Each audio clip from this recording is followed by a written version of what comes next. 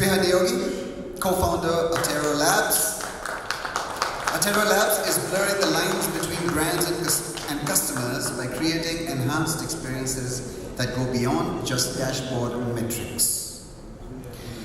Kiran Lakkapragada, co-founder at CCO and Kickstart Technologies Private Limited, a serial entrepreneur and product evangelist, currently working on next-gen AR platform focusing on creating real-life like shopping experiences for apparel and personal accessories. Sharrom Yezdegardi, Allegorithmic, for those of you who are unaware. Allegorithmic is the maker of the world's new-age 3D texturing suite of software called Substance. Today, over 95% of AAA-rated games studios use Substance in their pipelines and blockbuster games like Call of Duty and Assassin's Creed. And last but never the least, Neel Pandya. Mr. Neel Pandya has been National Media Head of L'Oreal India Private Limited since August 2017. Served as National Media and Digital Head at Vodafone India. Has also worked with Mindshare Fulcrum, TAM Media Research, Future Group, HDFC Bank, and India Infoline Securities. Take it away. Thank you. Hi everyone. We want to get started with setting some visual context for our audience. We have a video, in fact. Yeah, that's something that we will. Okay. So this is basically something. So yesterday we spoke a lot about challenges in AR VR.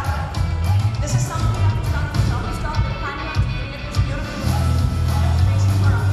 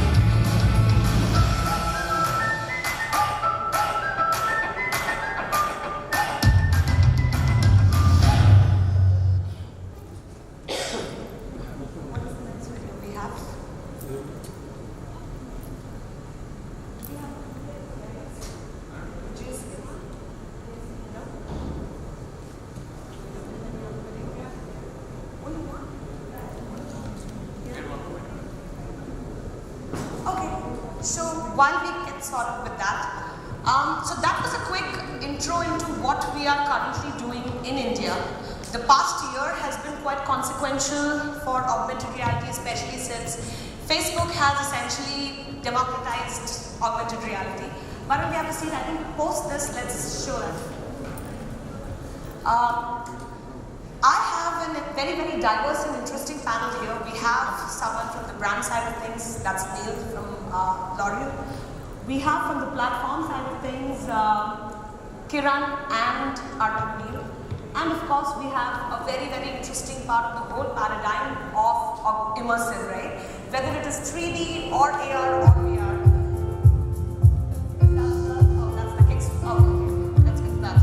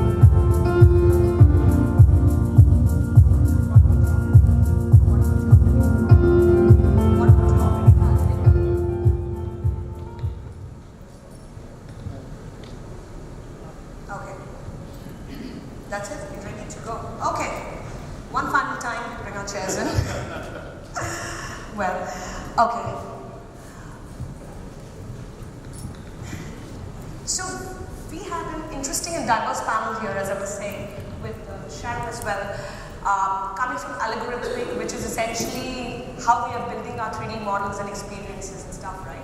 So we wanted to have a very interactive and lively panel about the changes that we have experienced in augmented reality, virtual reality, 3D strategy basically of customers over the past year, and where do we see it go in the next 3 years, say. I wanted to kind of get the brand perspective, I wanted to get the platform perspective, and of course I wanted to get the value chain partner perspective as well on how we are looking at AR, VR immersive reality. Where do you think it will go in the next 3 years? Neel. Okay, hi. Firstly, thanks Spriha and Eddie for having me over here. Eddie, you're doing a great job. I think this was a neat gap of having a content-first immersive festival, and you built that really well. Having said that, guys, all of us, today also in our organization conversation, we believe that we come across sentences like digital is the future. Sab digital pe hi karna hai. But there's a lot of times, if you see the reality with Jio launching with data prices like half or 3/4 of what the other telecom guys are doing, and 200 million views of IPL on Hotstar. I come from June to here, and I saw every hoarding across the road which was pasted with OTT guys with a lot of content. We never imagined this 3 years back or 5 years back. I think digital is the future is a wrong statement. Digital is the present. What is the next statement now for us is that what in digital is the future? I think innovation in digital is the future, Spriha. And I think when I talk about innovation, it's AR and VR which definitely comes, first thing which comes to my mind. And in AR and VR also, guys, again, today or 2 years back, all of us used to believe that it's an expensive job, it's not scalable, you cannot take it to a larger audience, you can do to a niche audience. But all of this was the reality when we used to use Google Glass or Microsoft HoloLens. But when this came into your own camera lenses, I think that's where the question of affordability and scalability was answered there itself. I think Pokemon example is the best thing. I think I still laugh on articles where people on the road running for finding Pokemons. I think that craze has become like that. So smartphone penetration, which is growing, and like Oppos and Vios of the world or XYZ is growing so well in India, and at the same time the data prices are slashed so deeply. So a combination of both of them is the reality welcoming AR and VR into a lot of our lives. I think I see this becoming next 2-3 years, a lot of brands using this into their data. I think that's what I'm looking for this panel. I'm looking to listen to most of the experts on the panel about AR and VR. I am just a contender about using it. No, but it's important for us to kind of also get the brand perspective. At the end of the day, right? We're kind of making it for a customer. At this point in time, a customer is the brand. So super hearing about that from you. And to add a little snippet to that, so it's interesting to know that before Pokemon Go, literally the search term query for AR was an absolute nil. And that is when it all took off. So yeah, that was kind of the starting point. Neel, how about you from a platform sense? Your immense experience in augmented reality, virtual reality developer. What do you think of how the industry has taken shape in the past year, and how do you see it taking shape in the next 3 years? I think what Neel, The other Neel. The other Neel, yes. I think he's kind of given a very good overview of in terms of where context is pure play digital. But I think it'll come slightly different take on it. I think it is not only digital, it's about physical and the digital world coming together. Right? So I mean, we've been talking about lots about next 5 years, next 3 years, next 2 years. I would like to see, realistically, a lot of great use cases coming up, right? I would like to see a term going away with saying, hey, what percentage of your marketing budget is your digital budget, right? It's your budget. End of the day, marketing is digital. Digital is marketing now, right? And AR, VR, or immersive tech becomes part of that pie, right? I think holistically, I would see camera becoming more powerful, right? I would see visual commerce gaining momentum. I would see you have another screen coming in. It is not about replacing any screen, but a screen which is in front of you, right? So it could be mobile led, it could be wearable led, it could be any other form factor led, right? But I would see a larger proliferation of users becoming more powerful in the way they would like to say, hey, I see this, I want to have more information about this, I want to buy this. So cognition is part of your buying experience through technology. I think that's going to drive. I think it will be experience-led, and then technology is going to come and say, hey, how can you make that experience happen? Right? So it could be AR, it could be VR, it could be MR, XR. I was listening to somebody sitting behind saying that, XR is experienced reality. It's a new term that I heard. Maybe, so. You come up with more hours. Exactly. Yeah. So that is really my perspective. There is no one. There is no one crystal ball and say, hey, this is the way it's going to be. Yeah. But I see whole host of. I see three categories driving this change. Retail for sure. Yeah. Then you have automotive, right? And to a certain extent, fashion and beauty. Perfect. So let's go to Sharrom next. And congratulations on algorithmic being acquired by Adobe. That's a big statement, right? Because kind of Adobe is the start and beyond of a lot of tools that we already use.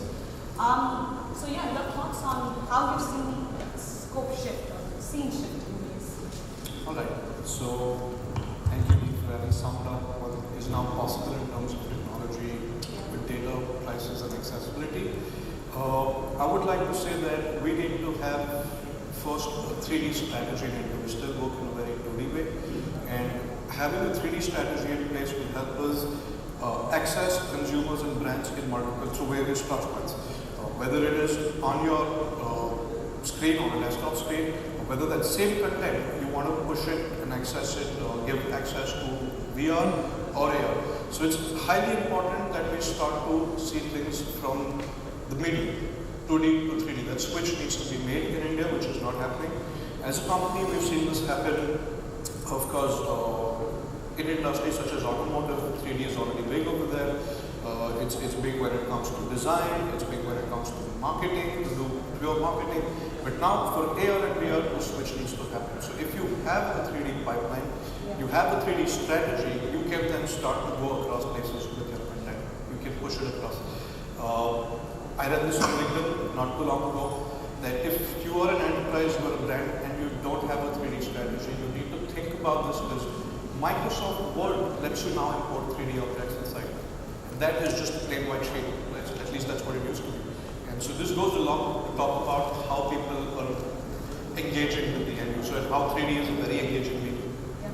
So from a tool perspective, not just us, but there are so many tools out there that let you create content in a very immersive manner, in a holistic manner, that is very important from an end point of view.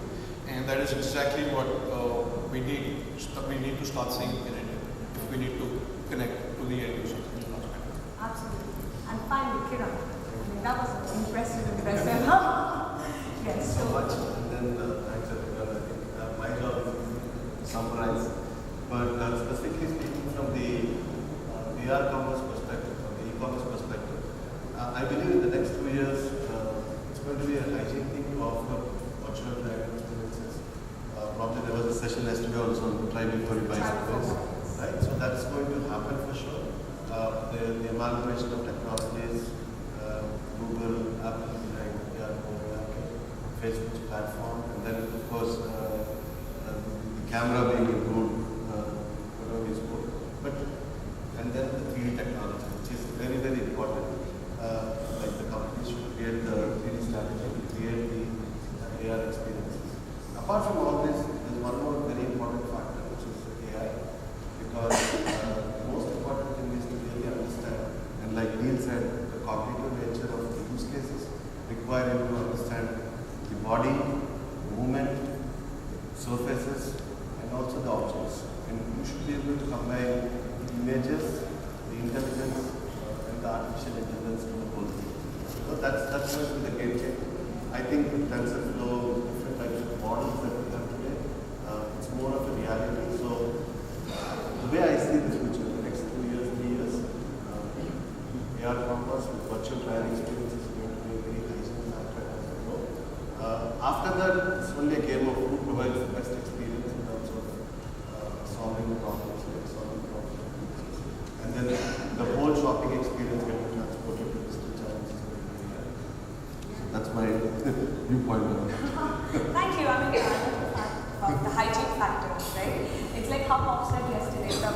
10%, content to 90% content focus. Yes. So coming from your industry perspectives, in the next couple of years, what do you see catching up more? I mean, in terms of retail as a use case, AR or VR, and why? So I'll give you a scenario. So Yeah. when modern trade launched, general trade was impacted. And when e-commerce launched, modern trade was impacted. So end of the day, all of it's a vicious circle and new technology coming into place, the one which has been really evolved is affected. So the current scenario, and we operate in both retail and e-commerce, and we cannot, we cannot give importance to one strategy, one particular platform and not to another. So it becomes really important for us to ensure that the kind of experience what we're giving to a consumer in retail stores. For example, you show a shopper stop experience. We have a beauty advisor who is the biggest asset to a brand, like L'Oreal, because those are the beauty advisors who educate, put makeup, educate the consumer how makeup is put on them, what the new styles.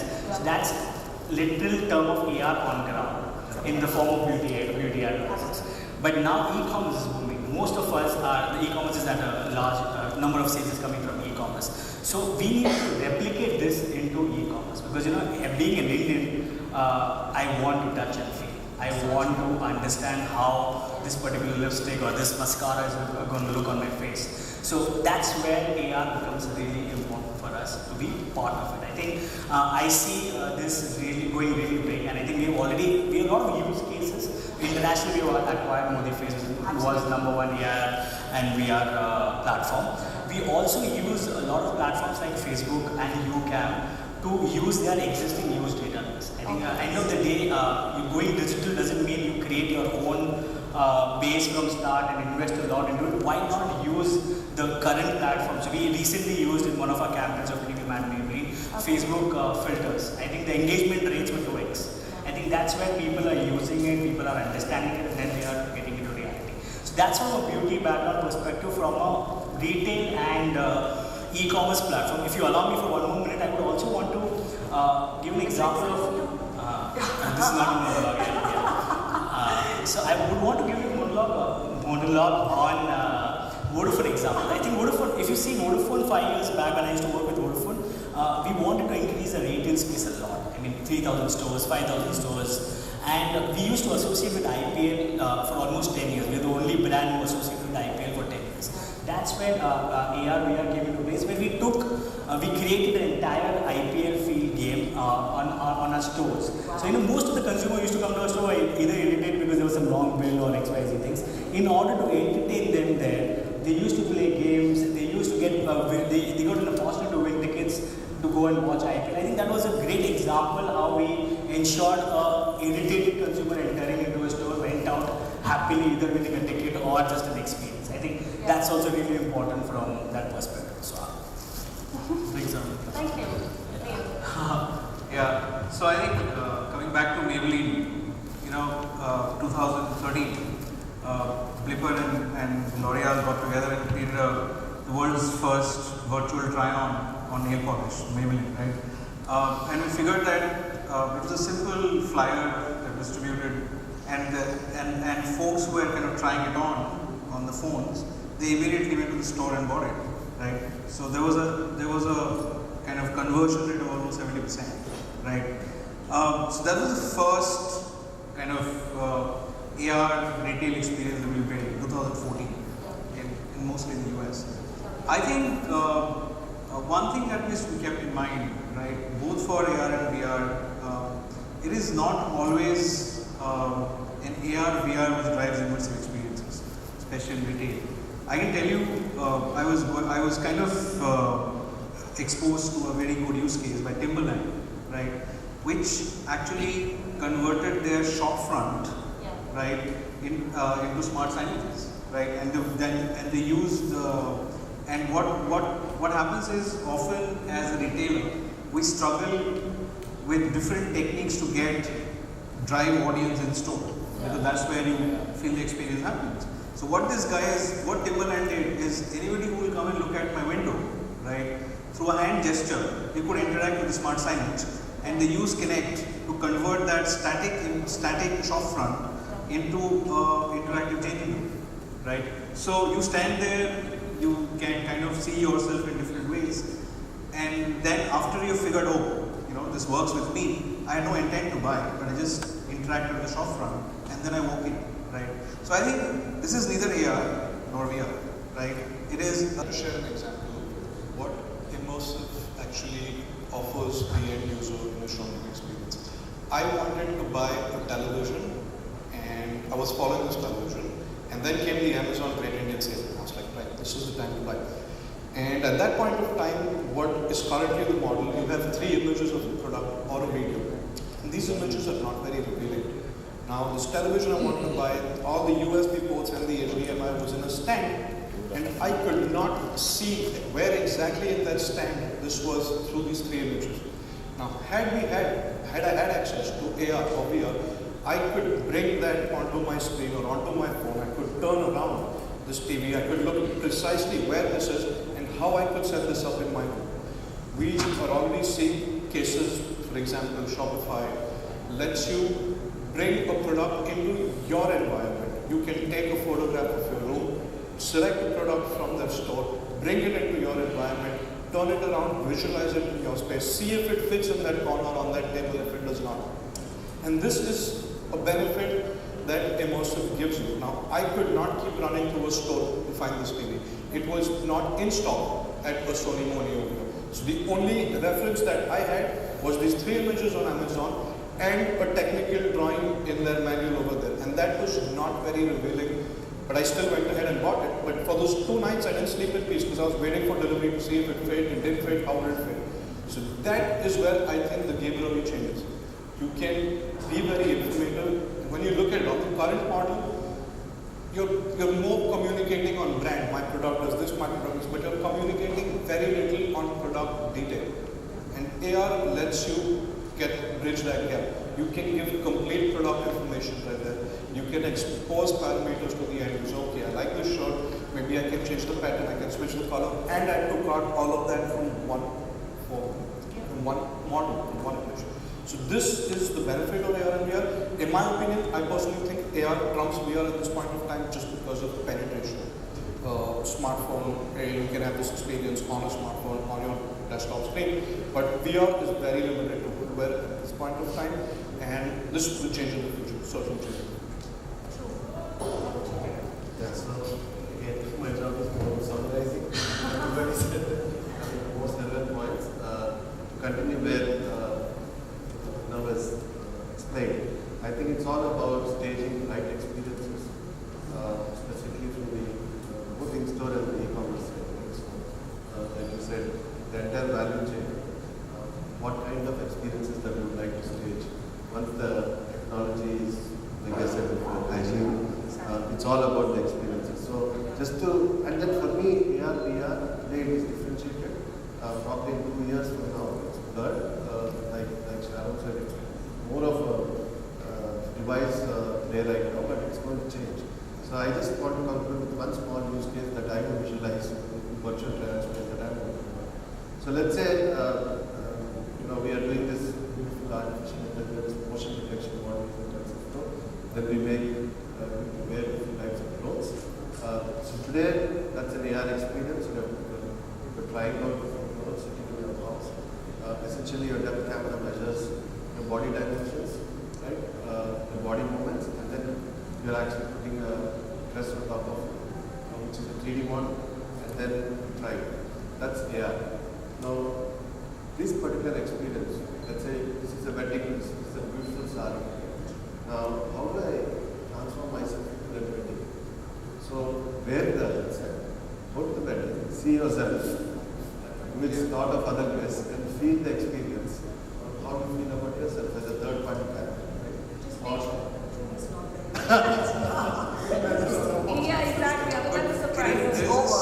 There was this platform that I was reading about Mirror Me platform, right, which allows you to change your color, texture on the fly, right? You don't need to wear anything or. Correct. So this is basically transport yourself to different settings. Probably you're wearing beach wear, and then see yourself how you are going. I think another important thing, just because we are talking at the bottom of the funnel, and there are a lot of media buyers here as well. Yeah. Neel Viman. I think it's very important as we struggle with digital programmatic is attribution, right? How can we kind of drive attribution? Because today, where do you attribute your spends is search, right? 80% attribution comes in search, and that's a challenge with, speaking to somebody from Lodha, he said, outdoors, right? He said, outdoors, my media habits, the way I do post is free, right? The moment AR gives you a data analytic pack, which allow a brand marketer to drive and put it in the attribution funnel, I think there we have hit home in terms of getting some budgets out of it. Let's say that to Facebook, sitting back there. Hey Facebook, we need analytics on your here. Yes, thank you. Well, last question. AR, VR immersive, a lot of times has been told, it's gimmicky. What do you think? Gimmicky or functional? Everyone's take on it. As a brand, what do you think? Gimmicky or functional? I'm at this point, I think you should start first so that I can summarize to the end. Okay, now, So definitely, I definitely think it's functional. We're making ourselves for the next 3, 4 years, 5 years of future investing into this particular technology for sure. A simple example is like, yes, it was to some extent gamified, I will not say gamified, right? Because Snapchats, filters that have come up and made popular, the generation that's going to adapt is still 14 years to 25. I don't think that. But yes, that's the category that we're looking at as potential customers who will be using this technology in e-commerce. For them, obviously, the experience of filters, putting something on them, very okay with it, very convenient and easy. So for them, it's a very seamless experience when something like this is really propagated into mainstream markets. So from my side, it's very functional, it's going to happen, and that's going to be the future. Yep, I just gave you an example of how I had a functional need of this in my life, and we're already seeing this happen. We just need to catch up in that way. So for me, it's purely functional, though it must have started as something very gamified and gimmicky, but going forward, there is a drive coming from functionality. I mean, you guys talked to 700 days, that is material for all right? So that's well, it's not a retail case, but it truly lets you visualize a product like in the real world, in photorealistic scenarios. So you get in-depth information about a product that I would love to have to make an informed call. At any point of time in my decision-making process, I will want that. So it's purely functional. Okay, sorry. I think I'll just give you a very over-the-top example, right? I'm sure that people give real-life examples. So I always have this thing called the first 10-year challenge was done by Kennedy. He said, "Can you put a man on the moon?" Right? So it was not gimmick, right? But today, if you put a VR headset, you are on the moon, right? So that's a gimmick, right? But if you use the same gimmick to look at and this entire thing of curiosity, which was in Mars for so many years, an opportunity, right? Which is just kind of lost signal because of dust storm. But it allowed us to the technology came in and said, hey, can we see how the surface of the Mars is, right? And again, that's functional, right? There was another great project, I'm sure a lot of us have heard about. Lockheed Martin had done a project for, they created an entire bus for school kids, right? Put in LED panels with visuals from that rover, and the bus drove in a way as if they're driving in Mars, right? So it was great functional using immersive tech, right? But it was gimmicky as well at a certain level, right? So what I mean to say is that is it gimmicky or functional depends on what you're trying to solve, right? If it's a gamification and entertainment led, then it's gimmicky to a certain extent, right? You are trying to emulate, you're a hero and you're trying to kind of fight with the villain on VR, it's gimmicky. Functional is, can you kind of take that experience and actually go and buy a ticket and see the movie? That's functional, right? So I think it really figures out what you're trying to solve. True. Here you are. Okay, I think if it was gimmicky, brands wouldn't invest in it. So let's be very honest, if it is gimmicky to attract brands at stage 1. Yeah. And when you correlate the brand's requirement into the gimmick into a reality, it becomes functional. So for sure, if you take for example a UCAN, so I mean, it's a fact that we click 10 photos, edit 2 and upload 1. So you take any photo editing app, gimmicky is you edit all of that thing and you upload that front. But from a brand perspective, that becomes functional when that particular app tells you that Neel, your skin age is 34. You are 32 but your skin age is 34. You need XYZ products to ensure that you go back and you look more younger and XYZ things. So that's where functional attribution comes into it. I think it's a combination of both and if it is really meeting all of us will be interesting. Lovely. I think that kind of summarizes what we wanted to discuss. I also wanted to open up the floor for any questions from the audience. It shows how much you guys have heard. Any questions from anyone? Oh. Cool. So I think that's a wrap for us. Thank you everyone. Hope that you learned a little from us. Thank you. Thank you guys. Thank you.